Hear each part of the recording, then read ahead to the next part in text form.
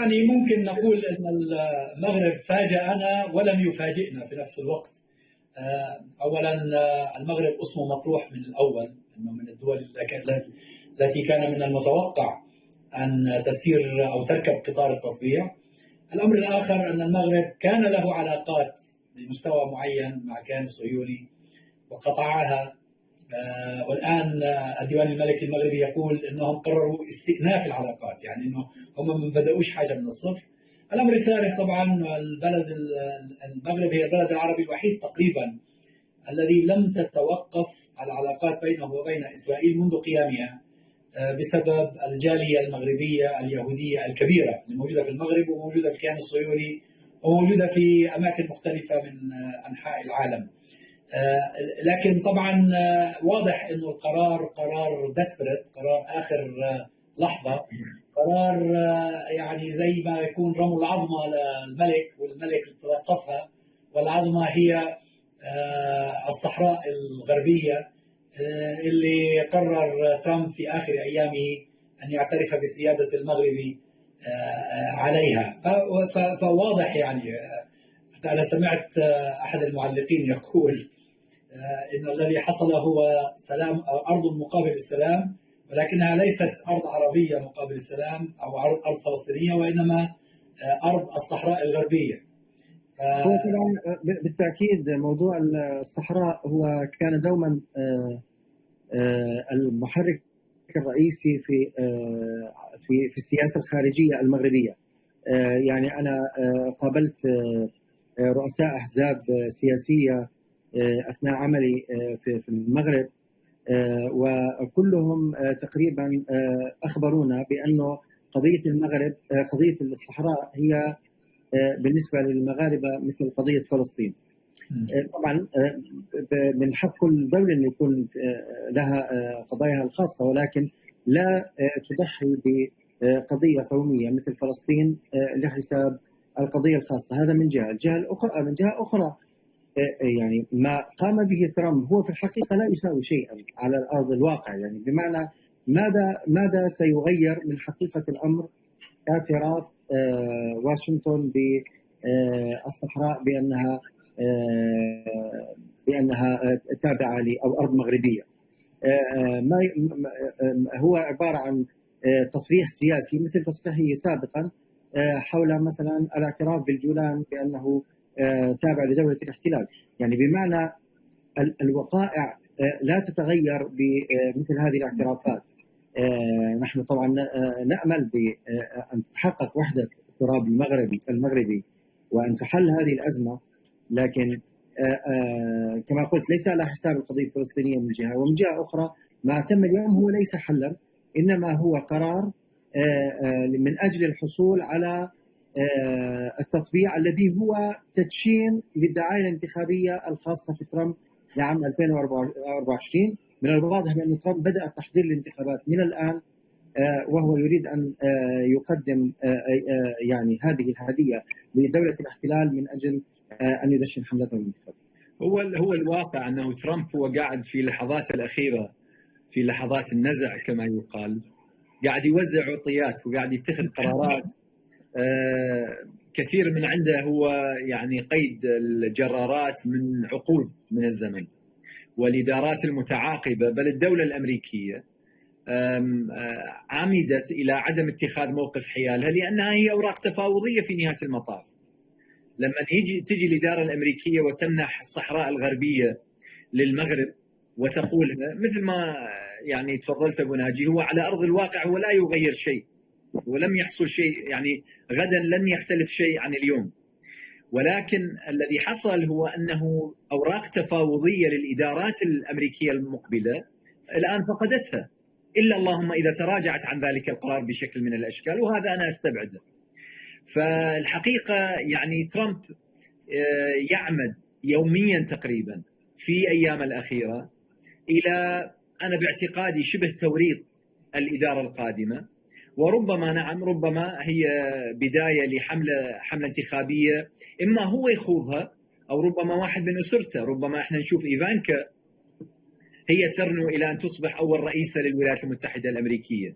فالقصد أنه الواقع يعني للأسف الشديد مرة ثانية إحنا عندنا قضية هي قضية محورية ولا يصعب علينا جدا معالجتها، وهي مسألة أنه القضايا الخاصة بدول تصبح في نهاية المطاف تقريبا تقاطع عمودي أو تتعارض بشكل كامل مع ما نسميها بقضايا الأمة.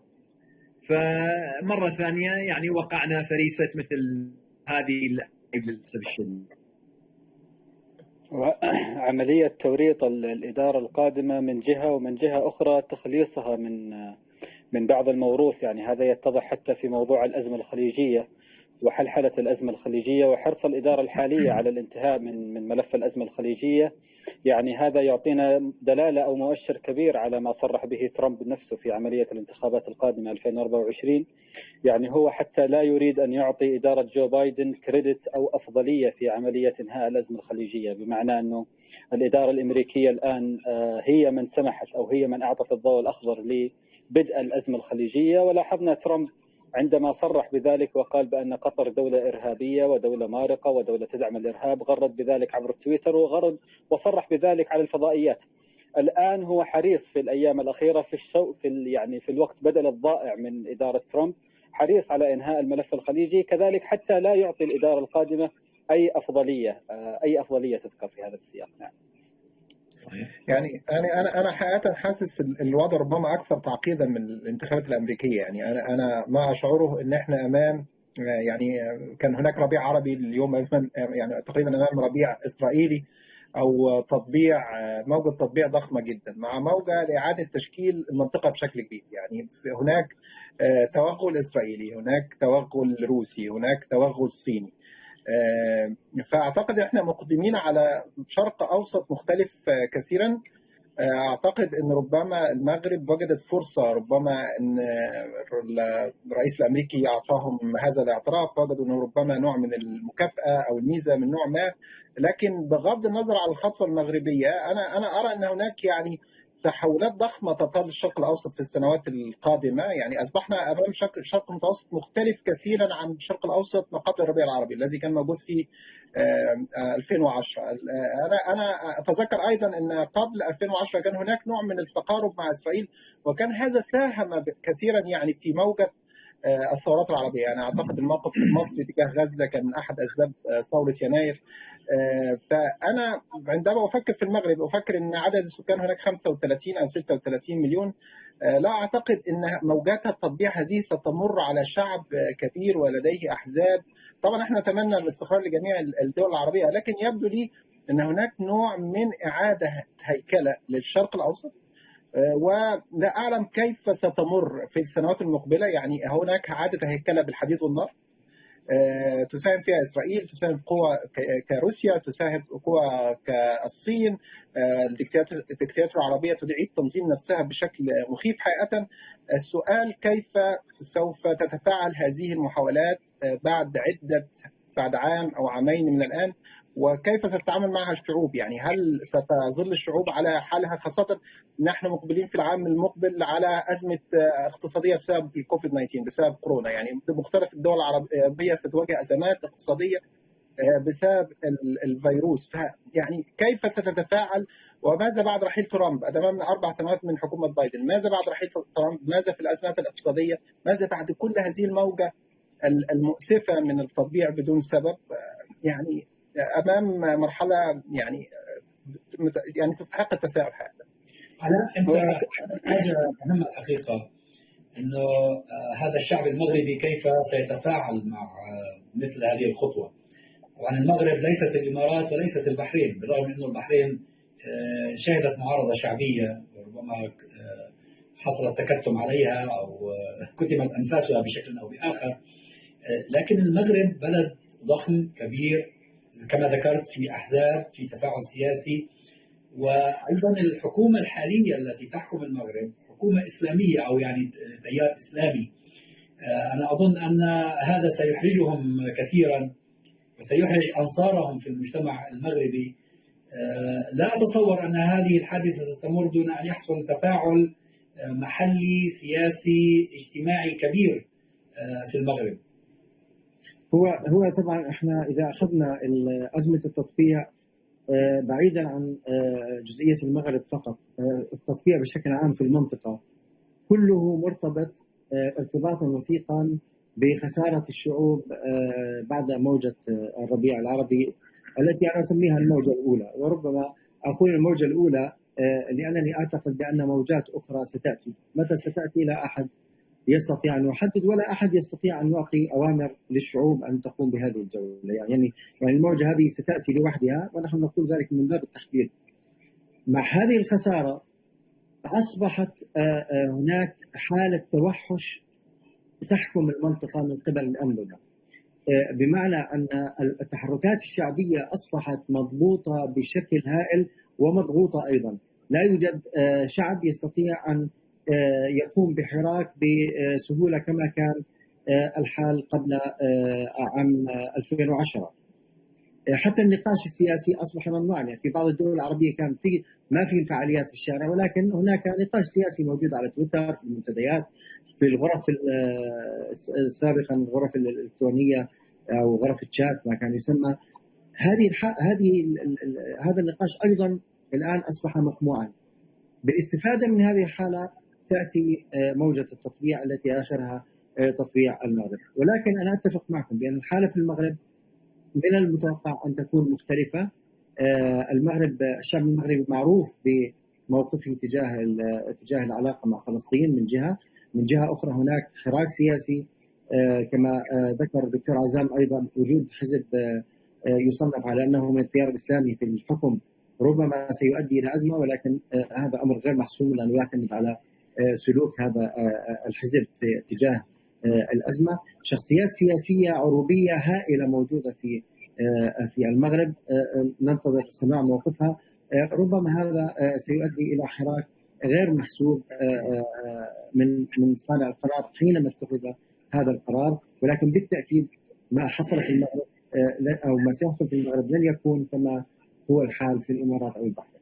بس شوف هو شلون اداره المشهد السياسي الحقيقه. شوف هنا يعني الفرق بين القوي الذي يمسك بالخيوط وبين الضعيف الذي هو في نهايه المطاف ربما لا يعني صعب انه يتحكم في اللعبه التي هو جزء من عندها.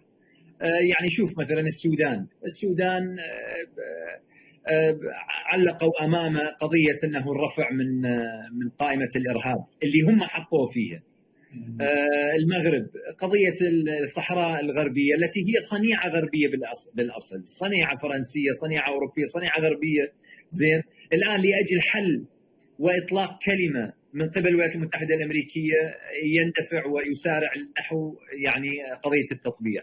الدول الخليج ايضا التخويف من ايران ومن تهديدات ايران ووصول ايران وما شابه، الدخول في هذا المحور او حتى الطرف التركي او ما شابه. القصد انه في نهايه المطاف المشهد يدار بشكل الحقيقه مسرحي، واقول بانه مسرحي مو من النوع الراقي، يعني هزيل. حتى على صعيد الاداء السياسي هو اداء سياسي هزيل، ما هو اداء والله في تكتيك او في استراتيجيه. اذا نتكلم احنا على شخص مثل ترامب، هو الان دا يفكر بال 30 يوم او ال 35 يوم الباقيه من الايام اللي هو فيها في البيت الابيض، ويريد ان يزرع القنابل والمتفجرات والمفخخات للاداره المقبله، حتى املا في انه في 2024 هو ياتي ويقطف الثمره ويكون هو المنقذ لامريكا والذي هو دعم سياسه امريكا الخارجيه وغير ذلك.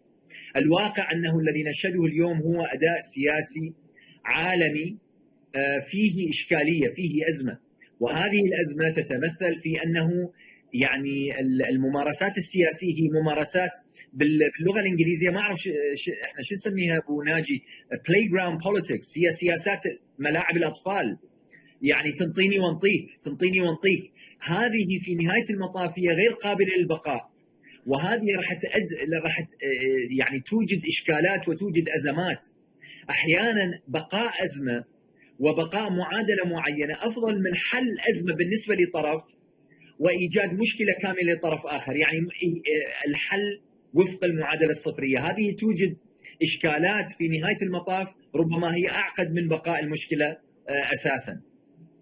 نعم، هذا يذكرنا يعني باثر الكوبرا، تاثير الكوبرا في المصطلح السياسي، عندما اراد الجيش الانجليزي في الهند يعني التخلص من افاعي الكوبرا التي بدات تنتشر في الشوارع، وعرض مكافآت ماديه على كل من يقتل افعى. قام الشعب الهندي بتربيه هذه الافاعي، وبعد ان اكتشف المحتل الانجليزي يعني هذه الخديعه توقف عن اعطاء المكافآت، فقام الشعب الهندي بإلقاء هذه الأفاعي في الشوارع، فزاد أصبح أثرها أكبر مما سبق. لكن دعونا نتحدث عن دور الشعوب. الآن المنطقة تتغير، هذا مما لا شك فيه. هناك تزامن، يعني ظهور السيسي في مصر اللي طاح بنظام حسني مبارك، وظهور السيسي في مصر، أيضا العهد الجديد الذي تشهده السعودية كونها يعني بلد محوري وبلد مهم ومؤثر على المستوى العربي والإسلامي، وحتى على المستوى الدولي كذلك بسبب القدرة الاقتصادية التي تملكها السعودية. هناك عهد جديد أيضا في السعودية يبدو بأنه عهد يعني غير واثق من نفسه إذا صح التعبير، وهذا يعطينا يعني دليل ذلك هو التطبيع الذي قامت به الإمارات والبحرين. يعني نحن ذكرنا كثيرا بأنه لولا تراجع الدور السعودي في المنطقة لما تجرأت البحرين والإمارات على القيام بالتطبيع. العديد من الأشخاص يعني تذكروا فترة الملك فيصل وتصريحات الملك فيصل المناهضة للكيان الصهيوني عندما صمتت السعودية عن تطبيع البحرين والإمارات. زامن ذلك أيضا صعود للتيار اليميني في أوروبا وصعود دونالد ترامب في البيت الأبيض، وبناء عليه يعني نحن نعيش فترة سياسية إقليمية عربية وحتى عالمية متزعزعة وغير متوازنة إذا صح التعبير. هناك أمر غير متوازن يحدث هناك في السياسة. دائما ما يكون ثمة توازنات وتغليب للمصالح، ولكن حتى هذه فقدت. يعني حتى السياسة التي تفضل بها الأخ، سياسة الأطفال أو ملاعب الأطفال وأعطيني وأعطيك، حتى هذه باتت يعني من الماضي. الآن هناك لعب يعني عبث سياسي على كل المستويات، ولكن يجب أن نتساءل عن دور الشعوب من كل ما يحدث. ما هو دور الشعوب العربية مما يحدث؟ دور الشعوب الخليجية مما يحدث؟ حتى الإعلان عن التطبيع من قبل الإمارات والبحرين هو في الحقيقة إذلال متعمد لشعوب المنطقة والشعوب الخليجية بالذات، التي يعني أمنوا أن هذه الشعوب هي شعوب مدجنة للأسف الشديد، ولن تتحدث عما يحدث من حولها. يعني انا شعوري الرئيسي ان المشكله نابعه حقيقه ليست من ضغوط النظام الدولي ولا حتى من ضغوط اسرائيل، هي نابعه من شعور هذه الانظمه بالضعف والرغبه في البحث عن حليف قوي. يعني انا يعني احيانا كثيره بشعر ان في تضخيم لقوه اسرائيل نفسها. يعني اسرائيل حجم اقتصادها هو حوالي 320 مليار ناتج قومي سنويا، وهو لا يختلف كثير عن اقتصاد الامارات او عن الاقتصاد المصري. ومصر ذات نفسها رغم مشاكلها الاقتصاديه ستتخطى اسرائيل بحكم ثقلها السكاني الضخم. يعني ف اسرائيل اقتصاديا ليست قويه، وحتى عسكريا يعني هناك دول كثيره ليست في صراع عسكري اصلا مع اسرائيل. انا يبدو لي ان انظمه جديده يعني هي تشعر بحاله من الوهن والخوف من سيناريو الربيع العربي. وقبل مجيء عهد جوزيف بايدن يعني تركض لكي تتحالف مع اسرائيل على اساس ان هذا سوف يؤدي الى انها سوف يكون لها ورقه خلال عهد جوزيف بايدن في واشنطن. لكن انا ما اخشى ان هذا سوف ياتي على حساب تكلفه سياسيه عاليه غير متوقعه بالنسبه لهذه الشعوب. يعني انا لا يبدو لي ان هناك يعني نوع من الموجه الثقافيه والفكريه العربيه التي مطبعه مع اسرائيل. يبدو لي ان هو تصادق من الحكومات، وفي حاله ربما يعني عدم رضا من الشعوب والازمات قادمه. يعني هذه المشاكل المنطقه لن تحل، ومشاكل معظم الانظمه العربيه ليس لها علاقه مع اسرائيل. يعني مشاكل اقتصاديه، مشاكل تتعلق باجيال من الشباب الذي يبحث عن وظائف، مشاكل خاصه بالتنميه الاقتصاديه، بالبحث عن وظائف، بالتعليم، بالصحه. هذه المشاكل لن تحل بالتطبيع مع اسرائيل. فنحن امام ربما عامين او ثلاثه، خاصه مع خروج ترامب ومجيء بايدن، اعتقد امام قفزات للمجهول وامام صراع على على المنطقة من روسيا ومن الصين والولايات المتحدة، وتنازلات قد تكون مؤسفة من هذه الأنظمة. فلا أعلم يعني إلى أي متى ستصمت الشعوب.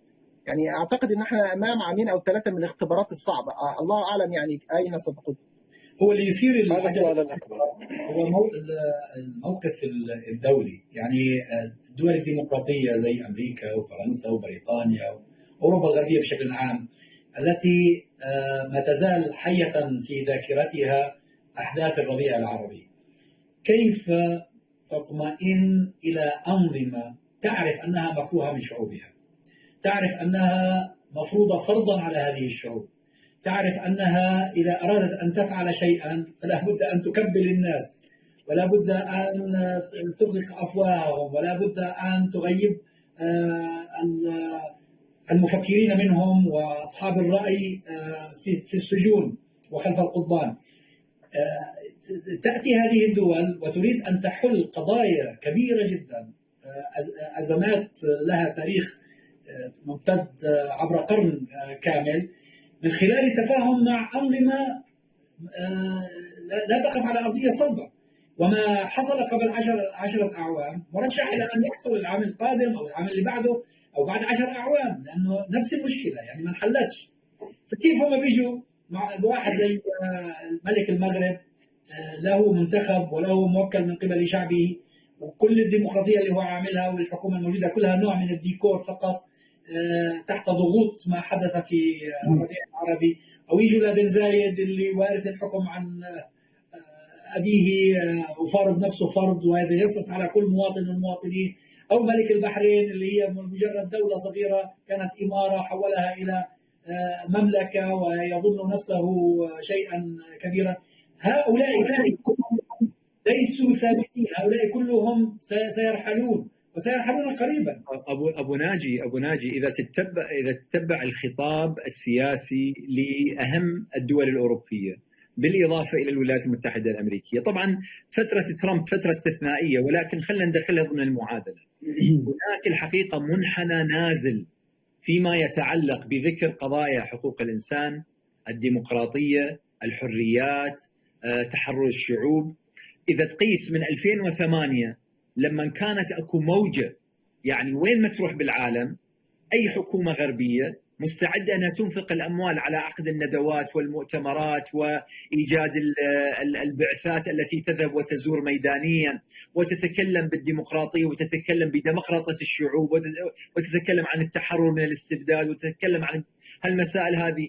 الان الحقيقه المنحنى نازل، الان قل ما تسمع. يعني احنا ال4 سنوات مال ترامب احدهم يزعم وانا ما تثبت، ولكني سمعت احدهم في CNN يقول انه ولا مره في اول سنتين من سنوات ترامب، هذا بال 2019، ولا مره ذكر حقوق انسان، ولا مره. لا ادري اذا كان ذلك صادقا، ولكن انا شخصيا لا اذكر اني سمعت.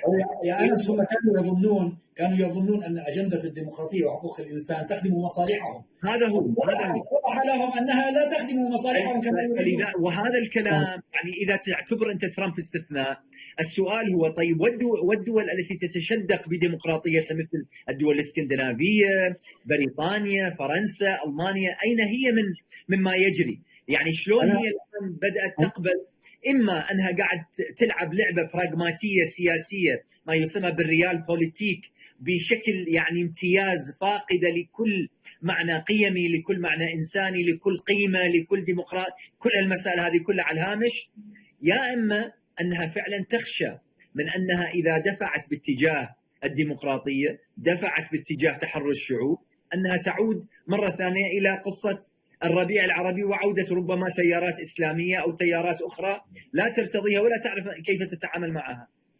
أنا يسمح لي أختلف قليلا معك دكتور أنس، لأقول بأنه حقوق الإنسان والديمقراطية في الشرق الأوسط لم تكن يوما من الأيام في أجندة الدول الغربية.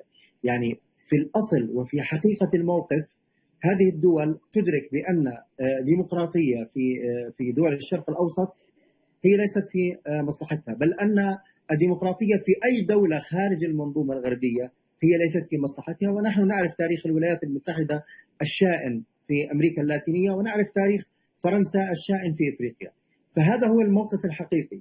حصل تغيير فقط بعد عمليات 11 سبتمبر وظهور يعني تيار ضمن تيار اللي هو المحافظين الجدد والتيار اللي حوله، انه كان يعتقد بان الديمقراطه يمكن ان تخدم الولايات المتحده، ولكن هذا التيار يعني بعد سنتين ثلاث اعتقد بانه ادرك بان هذا غير ممكن، خصوصا بعد انتخابات 2006 في فلسطين، وبعد الانتخابات اللي اظن 2007 ايضا كانت في لبنان وفاز فيها حلفاء حزب الله. فبالتالي ادركوا بانه هذا الشيء غير ممكن، والمؤسسات اللي صرفوا عليها مثل راند وغيرها والدراسات التي اجريت للديمقراطه ادركوا بانها